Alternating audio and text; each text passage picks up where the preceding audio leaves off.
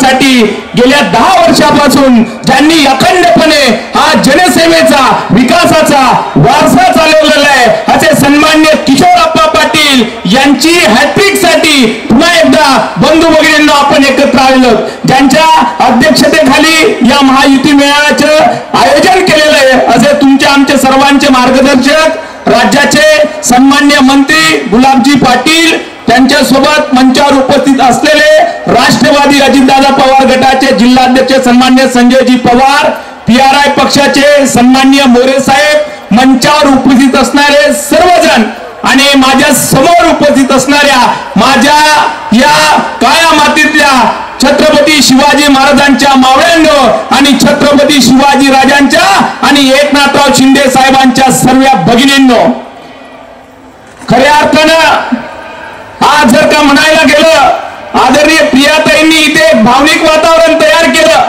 प्रत्येकाच्या डोळ्यामध्ये अश्रू तरळले, कारण की एका बापाबद्दलची तळमळ त्या मुलीलाच कळते आणि म्हणून प्रियाताईंनी आपल्या शब्दामधून ते व्यक्त करून दाखवलं.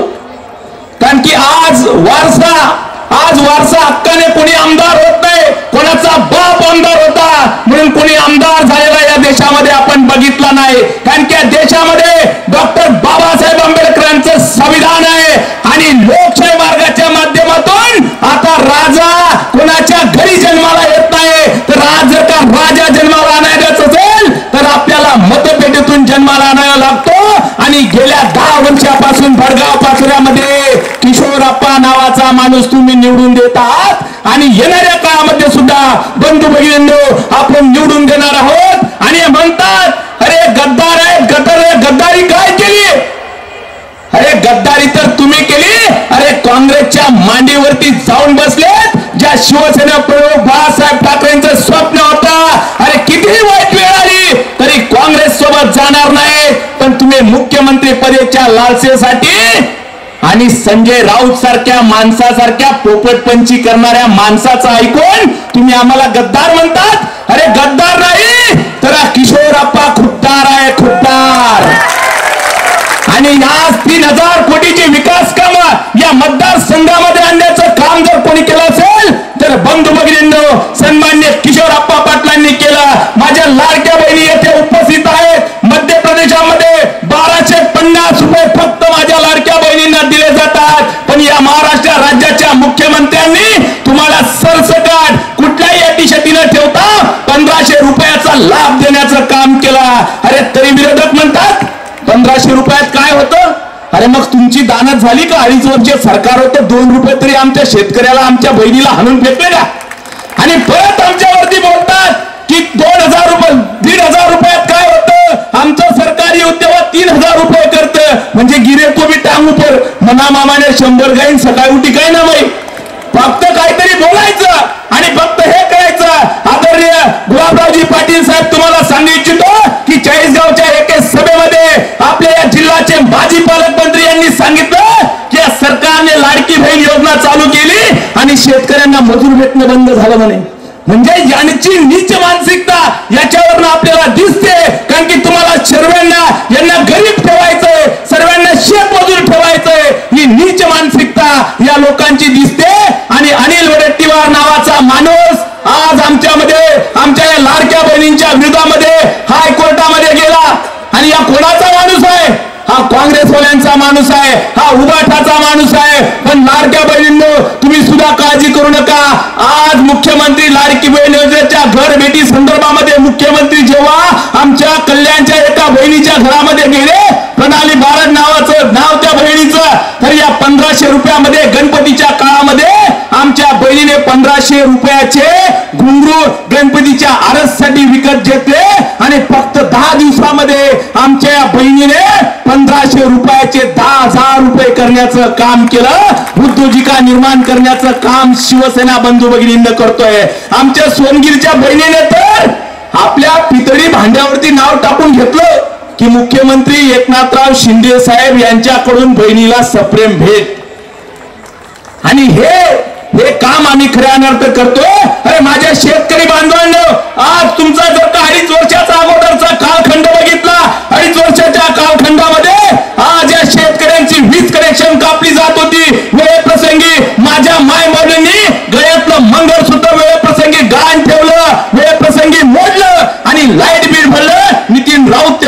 मंत्री होते, पण या मुख्यमंत्री साहेबांनी बंधू भगिनींनो तुमचं आतापर्यंत सर्व थकीत वीज बिल माफ केलंच, त्यासोबत येणाऱ्या पुढच्या अनेक वर्षापर्यंत तुम्हाला 1 रुपया सुद्धा लाईट बिल येणार नाही व्यवस्था करण्याचं काम सन्मान्य एकनाथराव शिंदे साहेबांनी केलं. अरे आम्ही कामं करतोय आणि कामं करतोय म्हणून आम्ही बोलतोय. हे सरकार शेतकऱ्यांचं आहे, हे सरकार लाडक्या बहिणींचं आहे, हे सरकार वारकऱ्यांचं आहे. कारण की सन्मान्य एकनाथराव शिंदे साहेब असतील, सन्मान्य गुलाबराव पाटील असतील, किशोरप्पा पाटील असतील, हे शब्दाले पक्के असणारी लोक आहेत. जगद्गुरु तुकारामांनी सांगितलं की आम्हा घरी धना शब्दाची तरज्ञा आणि शब्दाची जशस्त्र यज्ञ करू, शब्दाचे आमुचे जीवाचे जीवन शब्द वाटू जन लोका. आणि या शब्दांचा सार मांडण्याचं काम सन्मान्य मुख्यमंत्री साहेबांनी केलंय. यांच्या पलीकडं हे 50 खोटे असतील, गद्दार असतील, यांची जीवावर आली. अरे एवढंच काय, बदलापूरचं तुम्हाला बलात्कार प्रकरण माहिती असेल. 3 वर्षाची आमची चिमुरडी पोरगी होती. मला प्रत्येकाला मुलगी आहे. ही 3 वर्षाची मुलगी आपल्या बापाला आपल्या आईला सांगते की आई मला लघवीच्या जागेवरती थोडस चुनचुन मला मुंग्या आल्यासारख्या वाटतायत, तुमच्या माझ्या वेदना बघा काय आहेत. आणि ज्या वेळेस योग्य वेळ आली आणि योग्य वेळ आल्यानंतर पोलिसांच्या मार्फत त्याचा एन्काउंटर झाला. आणि एन्काउंटर झाल्यानंतर जे लोक अगोदर बोलत होते, जे अगोदर म्हणायचे की अशा लोकांचा एन्काउंटर केला पाहिजे आणि एन्काउंटर केल्यावर हे काय म्हणतात, याच्यातनं घटना धोक्यात आली, याच्यातनं न्याय व्यवस्था मोडीत काढली, हे काढलं ते काढलं. पाटील साहेब सुषमा अंधारेचा की जसा काय भाव मारून टाकला काय बापानाची, तर त्यांचा चेहरा होता. अरे असं चालणार नाही. आणि म्हणून हे एन्काउंटर करण्याचं काम त्या आमच्या पोलीस बांधवांनी केलं. योग्य वेळेला योग्य निर्णय घेण्याची क्षमता सन्मान्य एकनाथराव शिंदे साहेबांची. आणि म्हणून माझ्या लाडक्या बहिणींना असेल, माझ्या शेतकऱ्यांना असेल, माझ्या तरुण बांधवांना पुन्हा एकदा सांगतो की जर का पुन्हा एकदा राज्यामध्ये तुम्हाला एकनाथराव शिंदे साहेब मुख्यमंत्री जर हवे असतील तर किशोरप्पा पाटलांना तुम्हाला पुन्हा एकदा निवडून द्यावं लागेल आणि या विरोधकांचं राजकीय एन्काउंटर करावं लागेल. राजकीय एन्काउंटर करण्याशिवाय आज आपल्याकडे पर्याय नाही. अनेक विकास कामांच्या माध्यमातून या आपल्या किशोरप्पा पाटलांनी MIDC सारखा प्रश्न असेल, 100 कोटीची सुतगिरणी असेल, 3000 कोटींचा विकास येथे करण्याचं काम केलं. आज यांच्याकडे बोलण्यासाठी काही नाही. लोकसभेच्या बाबतीमध्ये यांनी खोटा नॅरेटिव्ह सेट केला. यांनी माझ्या मुस्लिम बांधवांना सांगितलं की जर का मोदींच्या जागा 400 पार झाल्या तर तुम्हाला पाकिस्तानामध्ये पाठवू. एक तरी बांधवाला पाकिस्तानात जावं लागलं कुणाला?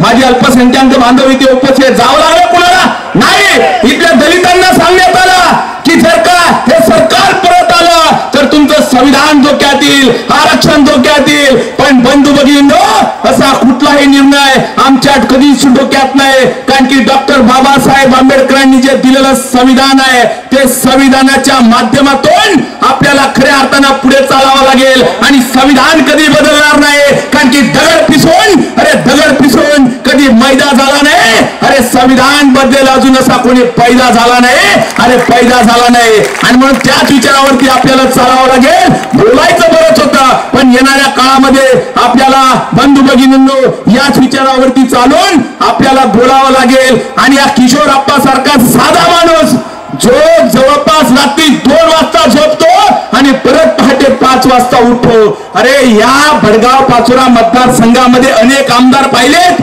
यांच्या घराच्या दरवाजापर्यंत बैठक व्यवस्थेच्या पलीकडे तुम्ही त्यांचं घर बघितलं नाही. हे घरात असतील तरी म्हणायचे आपल्याला की आज घरी नाहीत, आज मुंबईला गेले, दिल्लीला गेले.